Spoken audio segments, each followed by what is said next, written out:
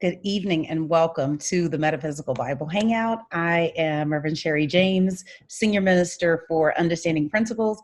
We've got this class and just one more, and then we are going to be on break for the holidays, and I'm excited. It's Christmas time. Yay. The only person I know that's happier about Christmas than I am is Jordan. That he is 100% excited about Christmas time. So we are finishing our walk through the Hebrew Scriptures. We are working with a student's guide to the Hebrew Scriptures.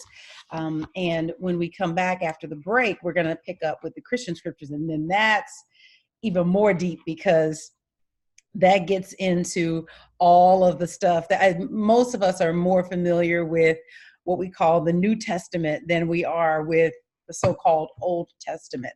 But all of it is just a fascinating study. And when you really begin to see the differences between our Gospels and then the letters of Paul and all of that, it is a mind blower, like an absolute mind blower.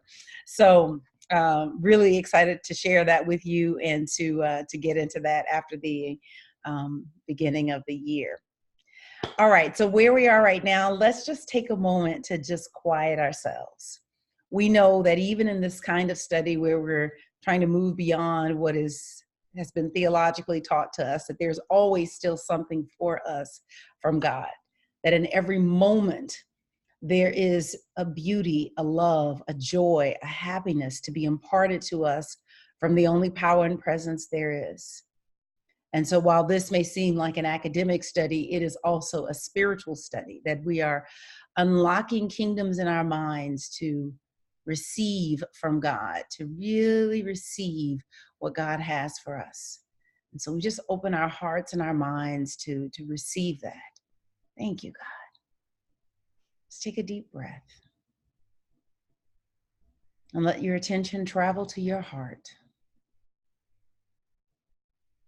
And we know that this study is enlarging our hearts. It's enlarging our understanding of who we are. It is enlarging our territory. And we now have the heart to be, do, and have all that God would have us to be, do, and have. We accept the places that we inhabit.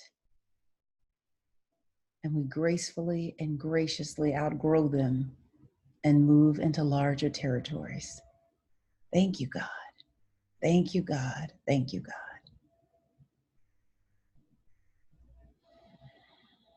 In the name and nature of the Christ that indwells each one of us, we affirm that this is so, and so it is. So it is. Amen. There is a workbook for, I should tell you guys this ahead of time, and I'll get the details. I don't have copies, but they have them at Universal Truth Center, and it looks just like this. It says a student's guide to the Christian scriptures. So I will make sure that I get the details for you, and you'll have the full break to order that book and to take care of that. All right, let us get into tonight's conversation. As always, please feel free to ask questions. Play from current slide. There we go. All right, so we are still in kind of sort of the post-exilic period. And this is one of those places where, none of our Bible is an eyewitness account. All of it is an account of that is written after the fact, but none more blatantly than these three books, Ruth, Esther, and Daniel. So we're going to start with Ruth. Now, as a story of a foreign woman whose foreign status is continually emphasized throughout the book, this comes up. Those of you that are familiar with this story, the foreign status of Ruth is constantly being brought up.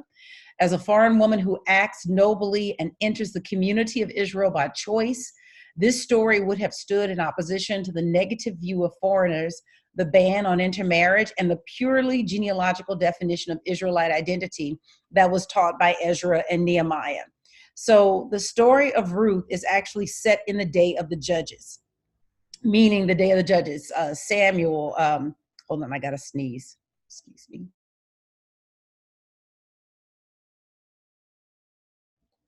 All right. It is set in the day of the judges. And if you remember the judges, that's Samson, Gideon. We blew through the judges. We only really touched on a few of them. Deborah. Samuel was the last judge. Samuel is the judge that appoints Saul as king and then later David as king. So the story of Ruth is set during the time of the judges, but it is definitely written later. What we don't know is, was it written before Babylon conquered Judah, or was it written after Babylon conquered Judah? We're not really certain.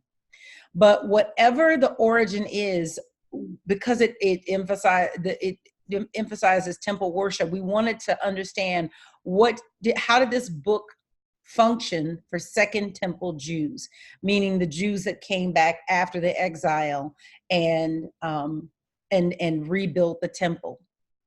So in this story, we have a famine. Back up and go ahead. So in this story, we have a famine in Judah that causes a Bethlehemite man, Elimelech, I may be mispronouncing that wrong, and his wife Naomi and their 2 children to leave Judah. They're going to reside in the country of Moab, where the Moabites live, and their 2 sons marry Moabite women, Orpah and Ruth. And you have to consider the effect that these opening verses would have had on an ancient Israelite reader or listener. So Moab was a hostile neighbor on Israel's southeastern border, and the Moabites were hated for their ill treatment of the Israelites when they were traveling to the Promised Land. Their lack of hospitality had already led to a prohibition of intermarriage in the Torah itself. So the Moabites and the Ammonites are 2 foreign groups that are explicitly prohibited from entering the congregation. And you find that in Deuteronomy 23. And so the book of Ruth appears in our Bibles right after the book of Judges because its heroine is an ancestor of David. And remember I said the setting of the book. What I mean by that is it would be like you writing a book in 2019, but the setting is 1819, right? Or 1619. There's a lot of confused geography and things like that, things that we know that it wasn't somebody who was a contemporary of the time. If you wrote about present day 2019, you're very familiar with 2019 geography. And so you're going to get things right based on 2019 geography because you're living during this time period.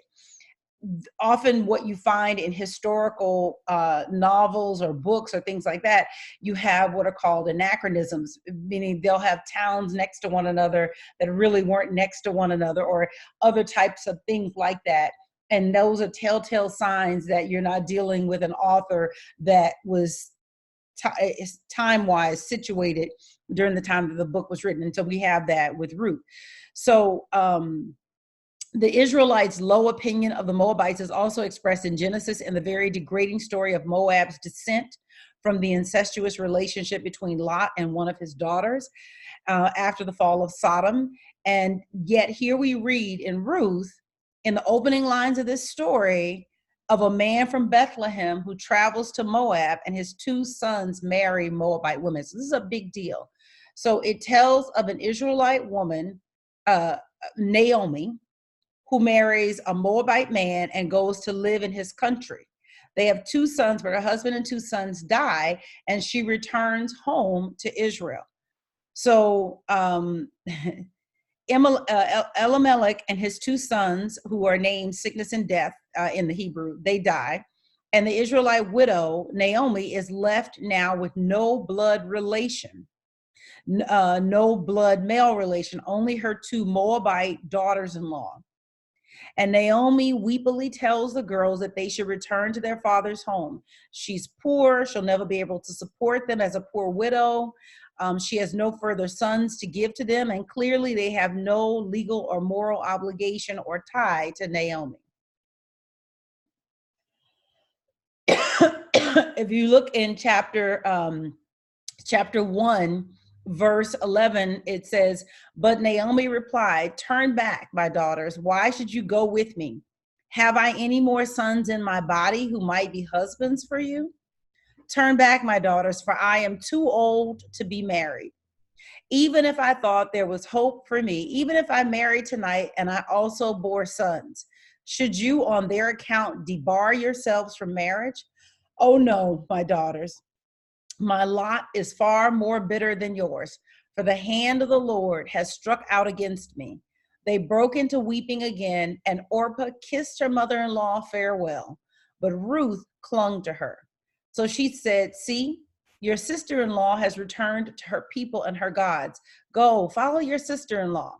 But Ruth replied, 'Do not urge me to leave you, to turn back and not follow you.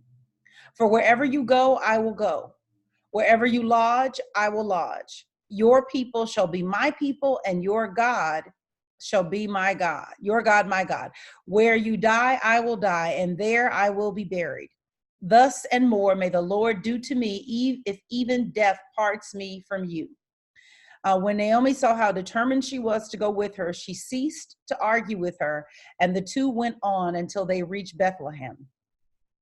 And so in that blank goes daughters-in-law Ruth. So one of her daughters-in-law, Ruth, accompanies her. Ruth would eventually become the grand matriarch of the house of David. And so by sheer force of conviction, Ruth joins herself to the people of her mother-in-law. Back in Judah, Ruth supports her mother-in-law and herself by gleaning the fallen sheaves behind the reapers in the field. Because according to the Pentateuch, the sheaves that fall behind the reapers must be left for the poor to collect. You don't go back and collect them. So Ruth gleans, and she gleans in the field of a kinsman named Boaz, and he's described as a man of substance. He's described as a man of substance. Okay, I can't get that down. And she's very diligent, and she soon comes to his attention. So the story is set, like I said, during the time of the judges. However, it's written in its present form during the exilic period. And again, we're not 100% sure, because it could be, is it post-exile? Is it pre-exile? We're not 100% sure. What we do know for sure is definitely not written during the time of the judges, during the time that the story is set. And so its purpose is really to give an alternative view to foreign marriages, because what happens is that she goes on, she asks Boaz lets Boaz know that she is available. She asks him to be what's called her goel. Your goel is your redeemer. It's a term that in a lot of, it comes up a lot in a Christian language later, when we're talking about my Redeemer lives. But the goel is a person who, as the nearest relative or as a close relative, has certain legal obligations to another person. And so, for example, the primary obligations are three things. One is like to redeem the person or their property if they've been sold to a stranger due to poverty. So to redeem them from like debt or servitude or something like that. The other one was to marry a childless widow. So if a man dies and his wife is childless, the goel is supposed to marry her, provide seed, and then the firstborn son is actually named after the person who died. So he's supposed to marry a childless widow and produce offspring for the deceased, and usually that falls first to the brother. And then in the case of a blood redeemer, the redeemer is supposed to avenge the blood of a kinsman. So if you are killed, your redeemer is supposed to seek vengeance for you. So Boaz is somewhat of like a distant relative, but Naomi believes that he's the answer to their dual problem of poverty on the one hand and Ruth's widowhood on the other hand. And so what we see in chapter 3 is that Naomi urges Ruth to make a visit to Boaz. He's winnowing barley on the threshing floor, and Ruth is supposed to bathe herself, anoint herself, dress up, and go out at night to the threshing floor. And so you should know that biblically, threshing floor tends to be places of revelry at the end of the harvest time, and they're often frequented by prostitutes. But Naomi seems to be planning Ruth's seduction of Boaz. So she instructs Ruth not to reveal herself until Boaz has finished eating and drinking. And when he lies down, Ruth is to approach him and uncover his feet. And maybe this is like a sexual euphemism. And lie down, and he will tell her what she is to do. So Ruth follows these instructions exactly. But Ruth's request is that Boaz act as her redeemer, her goel, Goel, and to spread his robe over her, which is a formal act of protection and espousal.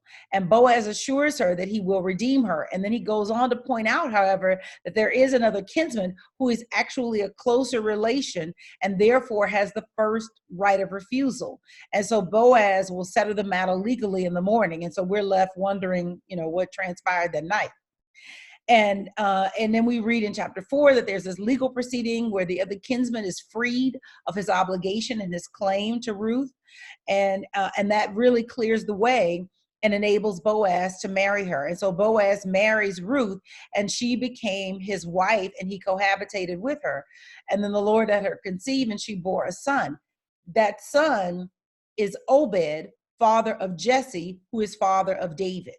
And so this story is like in direct opposition to the polemic that we've been seeing from the prophets, from different thinkers, let's say, speaking out against intermarriage. Because here you have this woman who becomes the ancestor to David.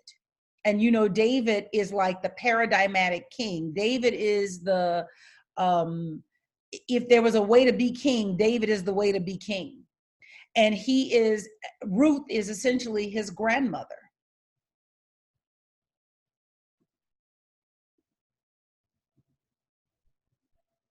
And so again, it's an alternative view. It purports that piety is preferred no matter whether a person is a Jew or Gentile. And Gentile just means anything that's not Jewish. So it is much more about what is your character. There's this heavy emphasis on the fact that Ruth is not Israelite, that she is Moabite, that she's a Moabite woman that married into, she is the widow of an intermarriage. And then she goes back, and she, instead of taking advantage of the fact that she was now a widow and going and finding someone else to marry among her people, she makes a very conscious choice to align herself with her mother-in-law. And in doing that, it's like she proves her worthiness. It would be like today, discussions that we have about whether or not somebody is American, whether or not they're born on this soil, which is how we determine, sort of American genealogy. There are conversations that are happening right now between people who are African American and Africans who immigrated here after slavery, after Jim Crow, after the fall of Jim Crow, that came in like the 60s and the 70s. There's a whole conversation around, should they be able to take advantage of affirmative action and other gains, because they don't feel the same way that we do about slavery. Their relationship to it is different from those of us that are, American descendants of slaves. So it's that same conversation. I told y'all, nothing is new under the sun. And so this story of Ruth is a alternative view of looking at people who are not, say, in our case, born on American soil, who don't come into the identity of what it means to be Jew in the same way that someone comes by birth. Does that make sense?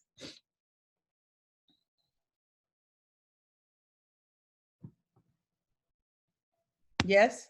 Yes. Good. All right, so we're going to move on now to Esther. And Esther is a really interesting, oh, wait, one more thing.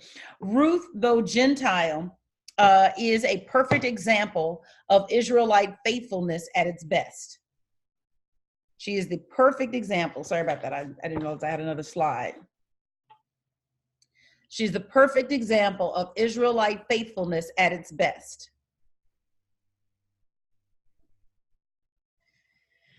Okay. Moving on to the Book of Esther. Hold on, I gotta scroll down my notes.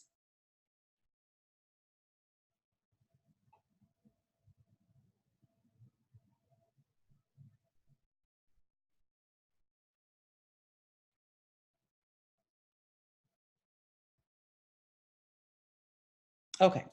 So the Book of Esther is this really interesting counterpoint to the apocalyptic literature and apocalyptic reliance on God's cataclysmic consummation of history in order to dole out justice to the righteous and the wicked.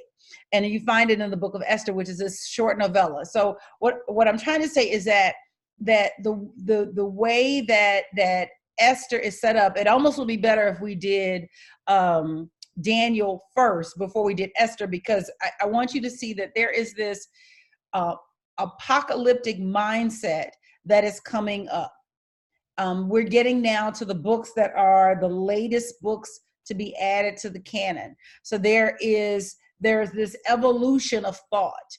The Jewish people no longer have political and economic freedom.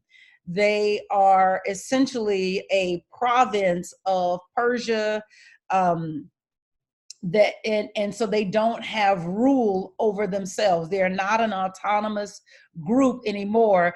They're more like an ethnic group inside of a country, but they're not running the country.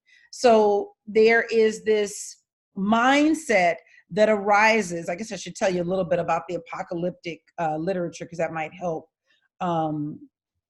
put some light on that. So the term apocalyptic comes from the Greek word apocalypsis, and apocalypsis is a revealing. So an apocalyptic would mean a revealing, right? And so an apocalypse is a revealing of a revelation of things to come. And apocalypses, they generally predict the end of a historical time and the beginning of a new world order. And they are generally concerned with eschatology. So, meaning the end times, but end times, the way that we have been taught in a lot of us coming out of fundamentalist church, end times generally mean like the end of the world, like the planet's going to be destroyed.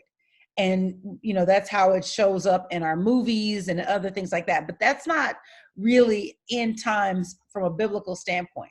From a biblical standpoint, end times means end of a historical era and a new world order being established. But the world is going to still be here as far as the apocalyptic point of view is.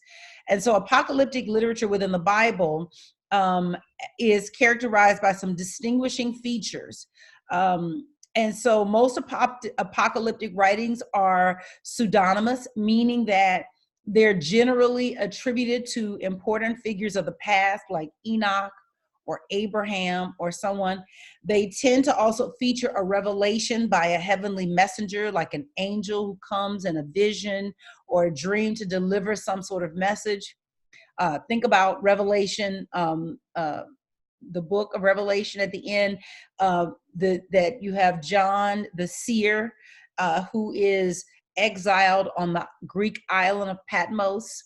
And what is recorded in Revelation is essentially a vision that's given to him by an angel at the entire book of Revelation. So that's really common. In general, the message is highly symbolic. It's coded, so often the symbolism is quite bizarre. You'll have surreal images of beasts and monsters, and usually these beasts and monsters depict foreign nations. The visions tend to be chronological, of past, present, and future events that represent the march of history in coded form again. Um, Apocalypses tend to predict a series of catastrophes. These are signs of the coming of the end, that final point in the march of history that's being laid out.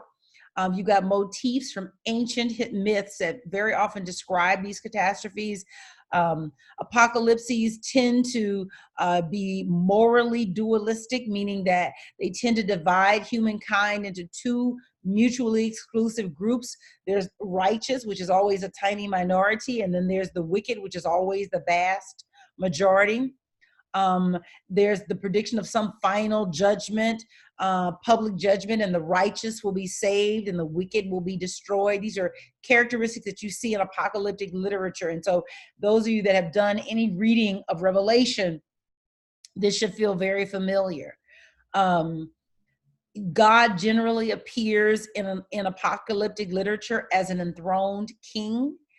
He brings all of history to a crashing end and demonstrates his sovereignty. He confronts the wicked. He does all of these things at the same time. He confounds the wicked and establishes himself as the sovereign and enthroned king in control. Apocalyptic literature often incorporates mythological motifs and imagery, especially a motif of a battle between good and primordial chaotic elements. If you think about in Revelation, those of you that are familiar with Revelation, there's this primordial battle where good, represented by the Jesus figure or the Christ figure, defeats primordial evil once and for all. Apocalypses also generally depict a judgment of the individual dead, followed by everlasting life or everlasting punishment. And so in the Bible, we have a few scattered apocalyptic elements, and a large part of the book of Daniel is apocalyptic. And so we don't see the idea of life after death really in the Hebrew Bible until this very late apocalyptic book of Daniel. So you should just know that. The idea is very influential in the Dead Sea Scrolls. They're very dualist, and in the writings of the New Testament, of course. But this idea of like life after death, that's not something that you find in earlier writings. That is just not a thought in the Hebrew mind. Apocalyptic literature can be described as literature of hope and despair. It's a literature of despair or pessimism because its basic premise is that the world holds out no promise for the righteous. And then it's a literature of hope or optimism because it affirms that God is going to intervene. He's going to intervene in human history. He's going to set everything right. He's going to interrupt the natural order of things, and he's going to destroy this broken world as we know it. And he's going to do so in order to rescue the righteous and humiliate the wicked. And if you have already died, don't worry, because there's going to be a resurrection. And so everything is going to be made right. And so now this hope for a supreme and ultimate vindication is thrust off into the future. So apocalyptic constitutes yet one more response to the traumatic events, the crises, and the disappointments of Israel's history. So this thought is like rising up in the Jewish mind of God is going to make this right. And it really reaches a fever pitch with the communities that were studying Jesus. And we'll see that in the spring when we pick up the Christian scriptures, that this fever pitch of like, it's getting ready to happen, y'all. Like and they really felt like it's getting ready to happen in our lifetime. God is going to make this right. These were largely in our Bibles, Jewish communities. They were like sects of Judaism, sects. They were sects of Judaism, not Christianity the way that we think of Christianity today. They were not, they were Christ followers in the sense that they followed Jesus and they saw him as the Christ, but not in the sense that they thought of Christianity the way that we think of Christianity today.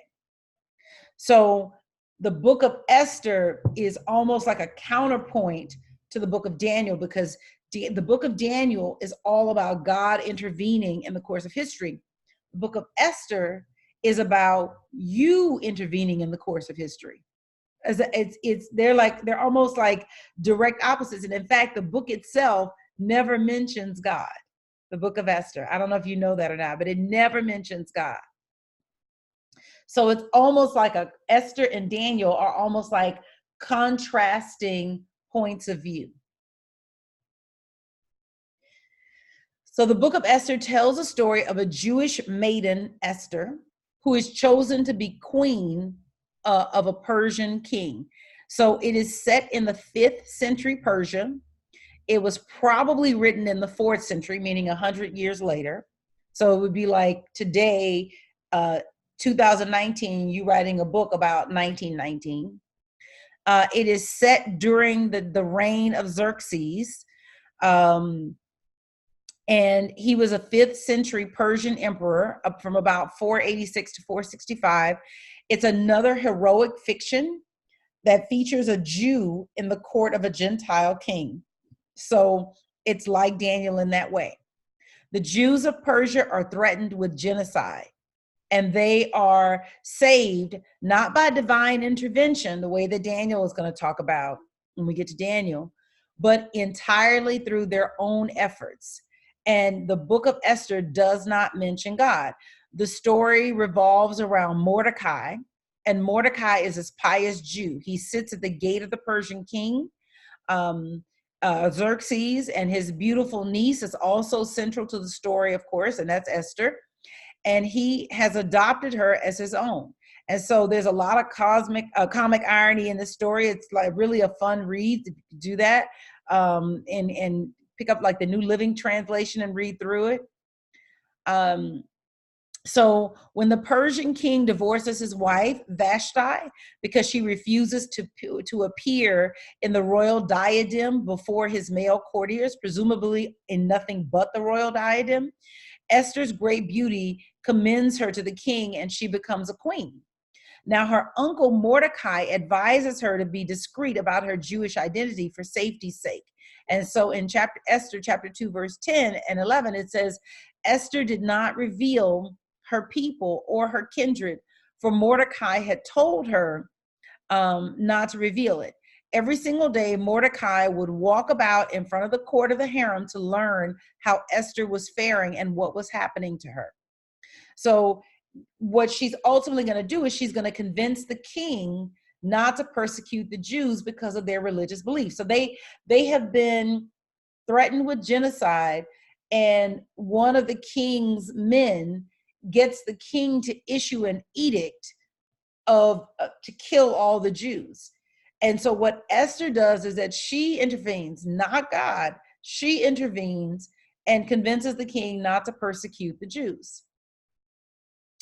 So what happens is that the king promotes Haman. Haman the Agagite is his name. I'm going to come off of this for a second. To the post of chief administrator. And everyone in the palace gate kneels to Haman as the king has ordered. Everyone, that is, except for Mordecai. Day after day, Mordecai refuses, and he finally refuses to bow down, because again, only God is supreme if you're a Jew. And so when Haman learns that Mordecai won't bow down, in chapter 3, verse 4 to 6, it says, when they spoke to him day after day, and he would not listen to them, speaking to Mordecai, and he wouldn't listen to them, they told Haman in order to see whether Mordecai's resolve would prevail. For he had explained to them that he was a Jew. When Haman saw that Mordecai would not kneel or bow low to him, Haman is filled with rage. But he disdained to lay hands on Mordecai alone, having been told who Mordecai's people were. Haman plotted to do away with all the Jews, Mordecai's people, throughout the kingdom of Xerxes. So Haman has basically hatched a plan to kill all of the Jews because of the insubordination of one Jew, Mordecai. So that's essentially what's happening. And so he basically figures out how to get the king. He gives the king a rationale to basically go forward, to issue this edict. The king issues the edict. And Jews everywhere begin to fast and to weep and wail. They mourn, they wear sackcloth and ashes because it's about to go down. If you can think of like, those moments before all hell breaks loose in Rwanda, like, something's about to go down. You hear this kind of revving up of everything that's happening. And so Esther sends to Mordecai for an explanation of the commotion, because she's somewhat sealed off in the harem and doesn't really know what's going on. And he sends a message informing her of the king's decree. And he urges her to appeal to the king to plead for her people. And Esther hesitates, right? Because, maybe it was because to appear unbidden before the king carried the penalty of death. Like, she could go to the king and try to get an audience, but because she wasn't called for by the king, I had to say, don't send. If I didn't call for you, don't send for me. That she wasn't called for by the king. So she hesitates because this could cost her life. And then in chapter 4, verse 13 to 16, she says, do not imagine that you, this is what Mordecai says to Esther. Like, he kind of calls her on the carpet. Do not imagine that you, of all the Jews, you're going to escape with your life by being in the king's palace. On the contrary, if you keep silent in this crisis, relief and deliverance will come to the Jews from another quarter, while you and your father's house will perish. And who knows, perhaps you have attained to royal position for just such a crisis. And so Esther sends back this answer to Mordecai. Go, assemble all the Jews who live in Shushan and fast in my behalf. Do not eat or drink for 3 days, night or day. I and my maidens will observe the same fast. Then I shall go to the king, though it is contrary to the law. And if I am to perish, I shall perish. Basically, I'm willing to put it all on the line. Listen, if it's going to cost my life, so be it. And so Mordecai goes about the city, does as Esther has commanded him. It's a very tense scene. Esther approaches the king, and you get a signal he raises his scepter or not, to accept you or not. And in this tense moment, he permits her entry, and he offers to grant her every request. And so she asks the king and Haman to attend a banquet that she's preparing. And at the banquet, the king offers to grant Esther any request that she might wish to make. And so her request is stated in these ways. This is what she says in chapter 7, verse 3 and 6. She says, if your majesty will do me the favor, and if it pleases your majesty, let my life be granted me as my wish and my people as my request. For we have been sold, my people and I, to be destroyed, massacred, and exterminated. Had we only been sold as bondmen and bondwomen, like as slaves, I would have kept silent, for the adversary is not worth the king's trouble. Thereupon, King Xerxes demands of Queen Esther, who is he? Where is he who dared to do this? The adversary and the enemy, replied Esther, is this evil Haman. And Haman cringes in terror before the king and the queen. And so Esther has boldly revealed her Jewish identity before the king. She expresses her solidarity in her speech with phrases like we and my people and I. There's a real comedy of errors that follows. The king leaves the room in a rage, and Haman falls prostrate on the floor on Esther's couch to beg for his life. So when the king reenters the room, he sees Haman in this compromising position, and he declares, like, does he mean to ravish the queen in my own palace? Like, is this what you're trying to do? And so he orders Haman to be impaled on the very stake that Haman had set up for Mordecai. And Mordecai, in fact, is elevated to Haman's stead within the court. But the Jews are actually still in danger because an edict of the king cannot be revoked. And so once the word has gone forth from the king, it's law. And so there's a solution where there's this second, edict, and Xerxes charges the Jews to arm and defend themselves. And so then we have another of many reversals in this story. And what was to be a day of defeat and massacre of the Jews, who now have permission to arm themselves and fight. They slay those who were bent on murdering them. So the victory is celebrated by something called the Feast of Purim. So the purpose of this book is really to give the reason for the establishing of the Feast of Purim. And so the victory celebration, it's commemorated by Jews to this day. The very melodramatic story of this luxurious Persian court life and all the attendant political intrigue that goes on in this story is recreated in the annual Purim celebrations, very raucous, carnival-like dramatizations. According to the Talmud on Purim, it's a mitzvah, which can mean a commandment or a good deed, to get so drunk that you can't distinguish between Mordecai and Haman. It also shows that the Jewish people must be prepared to defend their own faith when it is in danger. And so for all of that, there are some very important and striking themes in this story, because first, it's this ethnic element of Jewish identity rather than religious. And that comes to the fore in this book, right? The presentation is secular. The Jews are described as a people, as a ethnos. Esther is fully assimilated to her Gentile environment. Unlike Daniel, which we'll see, who prays toward Jerusalem daily in the court of the king and observes the dietary laws in the court of the king, we hear nothing like this about Esther at all. There's also a very human and very anti-apocalyptic message in this story. It gives the expression to the conviction that solidarity and heroic resistance are necessary in the face of overwhelming anti-Jewish aggression to assure Jewish survival. So according to the book of Esther, this is so different from the book of Daniel, which we're going to see, is that no, it's not God intervening, it's you intervening. You the one got to get up and help yourself. Daniel, conversely, emphasizes God's firm control of history. It bolsters loyal Jews who are suffering indignities and torture and even death all around him because of their faith. The book of Daniel is accepted by some as prophecy.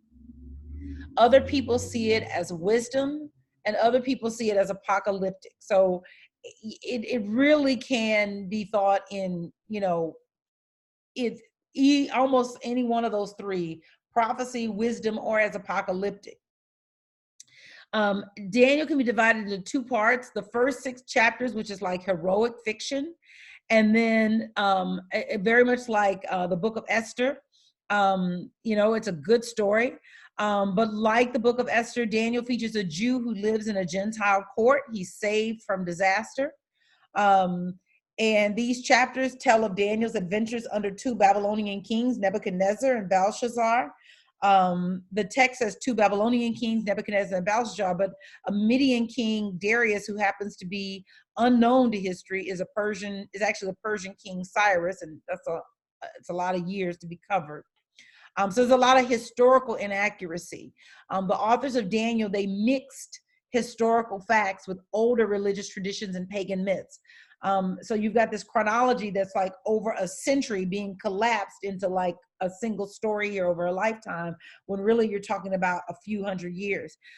There are other inaccuracies. Belshazzar was never a king. He was more like a prince regent. He was defeated by Cyrus, not Darius. So there's these tremendous inaccuracies, and it's a sign that the book was written at a much later time, looking back when the history of the period 300 years ago was very confused. There's no clear historical knowledge of the Babylonian and Persian period. So the book was written late. We know that, maybe toward the end of the 3rd century, at least those first 6 chapters.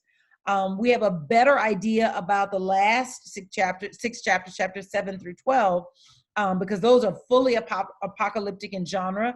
They were composed between 167 and 164 BCE. And so this was a time when Jews were suffering intense persecution at the hands of the Seleucid king of Syria, Antiochus Epiphanes, Antiochus IV. And so Daniel is the latest book of the Hebrew Bible. The book of Daniel is one of the latest books of the Hebrew scriptures. And so I'm going to give you some of its more notable aspects. Like I said, chronologically, it's one of the last books written. The author writes in code, so that if the book fell into the hands of a hostile person, they wouldn't be able to understand it. I think of it this way. It would be like during the time of the Underground Railroad, there were songs that were sung that were instrumental in giving directions to the enslaved Africans that were seeking freedom. And so you had a song like, swing low, sweet chariot, coming for to take me home.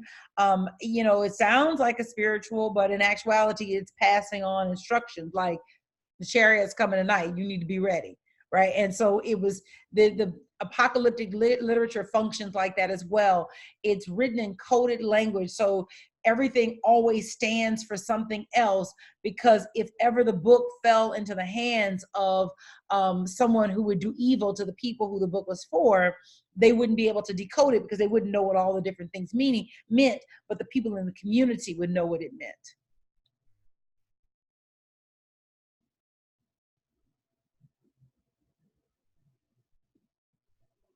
So it emphasizes the wise practice of religion. And so we see in chapter 2, Nebuchadnezzar has a dream of a huge statue. It has a head of gold, a torso and arms of silver, belly and thighs of bronze. The legs are of iron. The feet are of mixed iron and clay. And so you have this statue with these metals and iron and clay feet. And then a great stone that's uncut by human hands flies from heaven and smashes the clay feet of the statue, and the statue crumbles, and this stone becomes a mountain that fills all the earth. Daniel decodes the dream symbolism, and it's a historical symbolism, so it represents the march of history. And he explains what everything means, and so this elevates him in the king's court. And so in chapters 1 through 6, he's represented as this loyal Jew who's living in exile in Babylonia.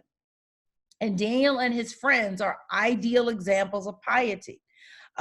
He refuses to bow down to any other god. We know that, right? That's how he gets thrown in the fiery furnace. He observes the dietary laws. That was a big deal. He won't eat the king's food. He prays facing Jerusalem. We don't get any description like this of Esther.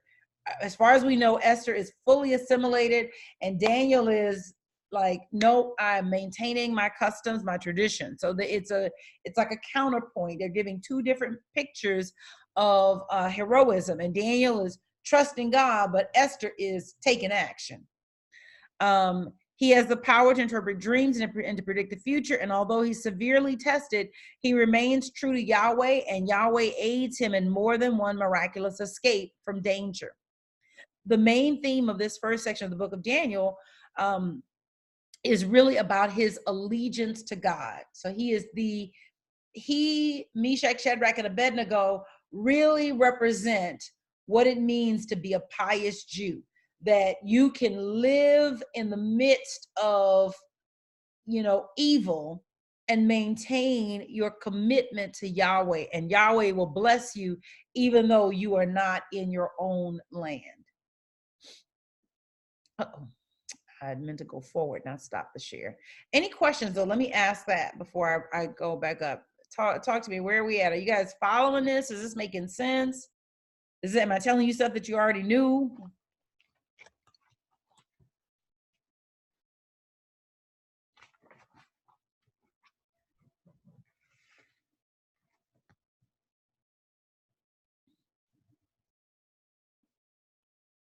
Yes, no. I'm actually learning some new stuff here, so I'm okay. Okay, cool. But you're following. Yes. Let's deal with that. Okay, cool. So, Reverend Sherri. Yes. So it's like Esther married into and assimilated. That's what we're doing for the story. Daniel held to his practices. Right. Oh, okay. And if you can almost think of the books as talking to one another. So because they're taking different points of view. The point of view from Daniel is don't assimilate. You know, in our modern day vernacular, we would talk about the westernized mind, the colonized mind. And from the point of view of Daniel, that's not a good thing. From the point of view of Esther, you can still be effective in helping your people, even in a situation where you have fully assimilated. And that you have a responsibility to do that.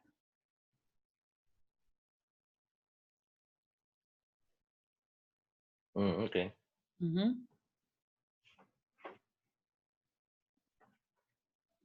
So how do I do that? If I've assimilated and become part of another culture, and I'm honoring and doing what everyone else does. So am I not being double-minded now? Am I not fighting? It's like I got to take a stand somewhere, but what? When you come along, okay, I'm going to fight for you, but in actuality, you know, this is what I do all day long. Right. So it would be like, so this came up for our world recently with Jay-Z and Roger Goodell and Colin Kaepernick.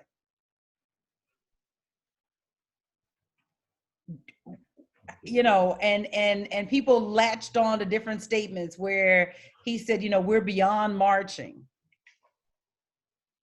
And then the whole tryout for, was it real? Were they trying to put him, you know, in a trick bag? Like what?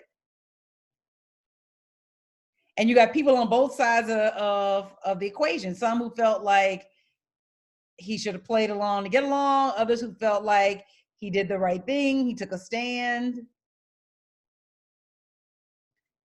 And I think it's more than anything, if you could get that the Bible is if you have to really think of it as an anthology of books and not as a singular point of view.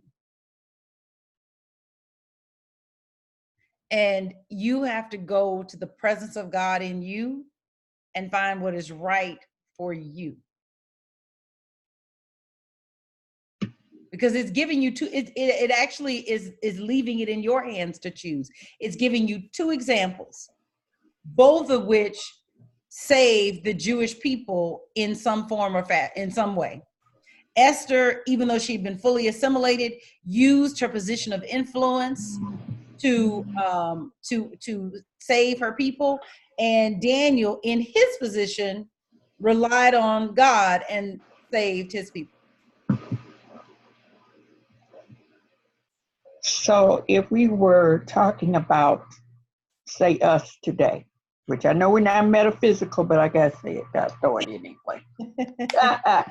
We all have a purpose, and we have to use where we are to do what is right, or do, I didn't mean to say right, but I did, but to do what God has put us here to do. Mm-hmm. You know, Esther being in the place where she was, God put her in that place for such a time as this. For such a time as this, right. And then even the same with Daniel, you know, but he was in a different place, you know, a different position. So, you know, he could just say, okay, this is where I'm standing, I'm not moving. You know, she had to work her way to that point. I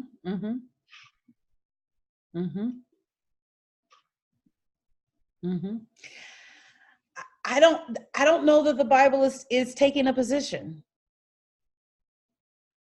I think it's asking us to take a position. Right, the position is no position. Well, the position is the one that's right for you. I got it. Okay. It's the old debate between, you know, Booker T. Washington and W.B. Du Bois. Go get a vocation or ascend to the halls of the academy. which one is right over the other, you know? And I don't know that one is or is not right. I think it's what is right for your life, for where you are. Now we have we have group thought, where the group feels, the majority of a group or the most vocal part of a group feels a particular way. But at least as far as the Bible is concerned, pick the one that works for your soul. I talked over somebody. Sorry about that. No, that was me. I was just saying I agree with you. I don't think the Bible takes any side. It's just telling a story. And it's left to us to decide what is best, like you just said. What's best for me? What's best for my soul's unfoldment? What's best for me to walk down this road? So it's our learning tool. So, yeah. Let me give you guys these last points because we're right at 7:58. I don't want to take up too much of your time tonight. So Daniel is the first recorded teaching of the resurrection of the just. And so you have that with in those last 7 chapters, the resurrection of the just and the faithful. There really had not been this idea of life after death until we get to Daniel. You just don't have that in Jewish thought. This is a evolution of Jewish thought coming here at the close of, or a few hundred years, less than a few hundred years before the close of the millennia. The Son of Man, it introduces the heavenly yet human figure known as the Son of Man. And so the Son of Man is, hold on, I'm looking for my notes. So chapter 7 it talks about the succession of kingdoms, the Babylonian, the Median, the Persian, the Macedonian empires, but this time as beasts. And so you have a lion, a bear, a winged leopard, and an ogre. Remember, these are symbols. Everything, the language is coded in case this book falls into the hands of someone who is unfriendly to the Jewish people. And so in the second vision, the Ancient of Days, and this is the term that's used, it seems to be God in a white robe and a beard, seated on a fiery chariot throne. But the Ancient of Days confers glory and kingship on one like a son of man. Now, in Daniel, this phrase, son of man, which generally means mortal as opposed to divine in the Bible, but in Daniel, the phrase seems to refer to a figure that's in human form, but more than human. Probably an angel like Michael or Gabriel, because both of them are represented as leaders against the forces of Persia and Greece. And this figure establishes an everlasting kingdom to replace the bestial kingdoms that have preceded it. So the Son of Man overwhelms the little horn Antiochus, who is said to be making war on saints. That's a code for loyal Jews, who is said to have been trying to change their law and abolish their religion. And we know that these were parts of the persecution under Antiochus. He tried to stop worship in the sanctuary and so on. So again, you get this Son of Man character that appears in Daniel for the first time. In symbolic language, it insists that God is the master of all events. So, for example, in chapter 4, there's a second dream. It's interpreted by Daniel as a sign that Nebuchadnezzar will be struck down 7 times. He's going to lose his reason. He's going to lose his throne until he realizes that God is the source of all divine and human power. When this fact comes to pass, Nebuchadnezzar seems to suffer a fit of insanity, and this drives him from society.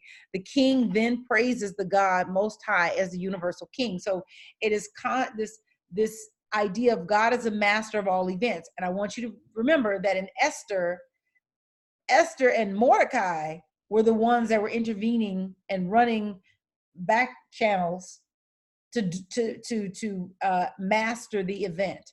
So is it God do or is it you do? Right? And they're presenting 2 different points of view. So in the book of Daniel, and this is a little bit down, but anyway, there are 12 chapters, there are 12 chapters, but there's 10 sections, if you will. So the book of Daniel is really a response to specific historical circumstances. It's a response to the crisis of persecution and martyrdom. Basically, how do you handle it? And so Daniel Meshach, Shadrach, and Abednego are held up as examples of how you handle persecution and martyrdom that was going on in the 2nd century, so about 200 years before the birth of Jesus. Jews were no longer dying for sin and faithlessness, which is what we saw in Jonah, Joel, Nahum, Habakkuk, all that. They were actually dying because they were faithful, because they were holding to their Jewish faith, even in these places where they were, not under their own rule. And so you, in chapters 1 through chapter 1 totally, you have Daniel's obedience to the dietary law. Chapter 2, you have Nebuchadnezzar's dream of the state of 4 metals. Chapter 3, you have the young men in the fiery furnace. Chapter 4, you have Nebuchadnezzar's dreams of the great world tree. Chapter 5, you have Belshazzar's feast and the writing on the wall. Chapter 6, you have Daniel in the lion's den. Chapter 7, you have the vision of the 4 beasts. Chapter 8, you have the ram and the he-goat. Chapter 9, you have the 70 weeks of year, and then chapter 70 weeks of years. And then chapter 10, 11, and 12, you have the final revelation of war, the final revelation of war. So that is Ruth, Esther, and Daniel. Ruth, Esther, and Daniel. Malayla says, is Daniel and Revelations related?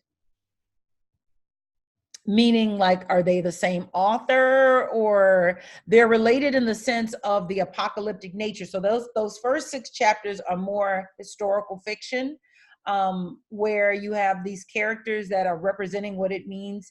They're meant to give strength. So it would be like, what's happening, now with just the police brutality and all of that. And it would be like reading the account of Ida B. Wells, who got sick and tired of being sick and tired, and really stood up and led a one-woman crusade to end lynching. And really she just got sick and tired of being sick and tired, right? But she was strengthened by the fact, I don't want to say strengthened. It would be like the people that are Black Lives Matter reading her story today, that reading her story about Ida B. Wells would be strengthening for them while they deal with this seemingly hopeless fight to get some changes in policing and what's happening in certain communities. So that's one thing. So then what Daniel represents is that these were stories that were meant to give strength to Jews that were being persecuted under Antiochus in the 2nd century. So they're set during the time of the exile, but in actuality, they were written much later, and they are meant to give strength to the people that were being persecuted under I think it was the Seleucids, the king of Syria, under the Seleucids, Antiochus, and that group. And so I don't know if that quite answers your question. They're related in the sense that those last 6 chapters are apocalyptic, and in those last 6 chapters, it's the classic apocalyptic literature that God is going to fix this. So first they give you this heroic story of how you are to be in a hostile environment. And then they give you this story of hope, albeit in the form of an apocalypse, that those of you that are following the examples of Daniel, Meshach, Shadrach, and Abednego, that when the apocalypse happens, when God intervenes, you guys are going to be protected. And Daniel, Meshach, Shadrach, and Abednego, they represent the kind of faith that God wants to see demonstrated. And so Daniel, Meshach, Shadrach, and Abednego are very much heroes of the faith.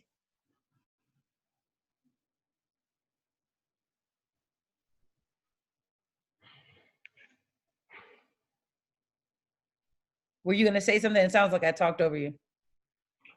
No. No. It answers my question as far as I now know the circumstances under which the book was written. You know, so you're saying Daniel didn't write the book? No, 100%. Okay. There is no claim that Daniel wrote the book. There's no claim to authorship. Apocalyptic works are always pseudonymous, meaning that, it's not a claim. They always claim to be written by like a historical figure, but there's no evidence that Daniel wrote the book. It would be like you choosing to write a book on, the 1600s. There's some things you're going to get right because you're just going to, go and do your research, but there are going to be other things that you're just going to miss because you don't live in the 1600s. And the world is so different that even if you immerse yourself in literature from the 1600s, you'd still have inaccuracies because we're just 400 years away from the 1600s. And so you have that kind of distance between when Daniel is set and when it was actually written.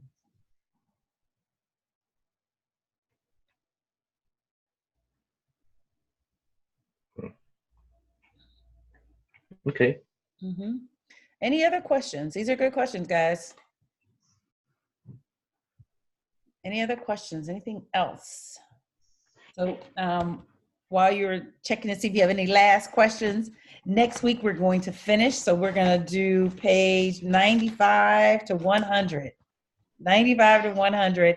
And we're going to be talking about the wisdom literature. So we're going to look at Job, Psalms, Proverbs, Ecclesiastes, and Song of Solomon. But they go quick. We're going to look at the wisdom literature. And then when we come back from the break, which will be, I got to look at my calendar. I'm pretty sure it's going to be the first Thursday in February. So we're going to take the month of January off. We'll come back in February and we'll pick up with the Christian scriptures. And but before then, make sure you guys have all of the information that you need for getting the book and getting copies of the book. Awesome. Thank you, guys. I love you. I appreciate you. I'm grateful to spend my Thursday nights with you. I'm also going to love my break. Did you guys see that article on the minister in, was it Virginia or Washington, D.C., but in the DMV area there?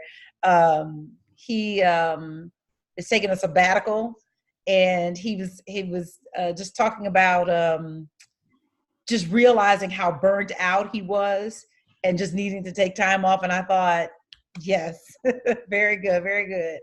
I don't know if you saw that, but it was in the Washington Post because he has a church of it's like tens of thousands. Like I think 50,000 watch online, but like even more than that, or something like that come through on the weekend. And they do 4 services every Sunday, every weekend. And he's been doing it for 11 years, and he has hit a wall. So anyway, so I always take a break during the holidays, and I thank you guys for letting me take a break. I'm grateful for that. So I will have a chance to renew myself, to be refreshed, and to come back gangbusters like, yeah, let's do it. Those of you that are interested, Lent is coming up. And so we're really excited about Lent. Lent will be, Reverend Sherri's got some great stuff planned for next year for Lent. So very excited about that. Those of you that have been on our Lenten call before, we do it. It's a 7 a.m. call, 7 to 7:30. It's great, just wonderful content, and just really excited for what is to come. All right, wonderful. Thank you, guys. Have a good night. All right, thanks. Thank you. Thank you.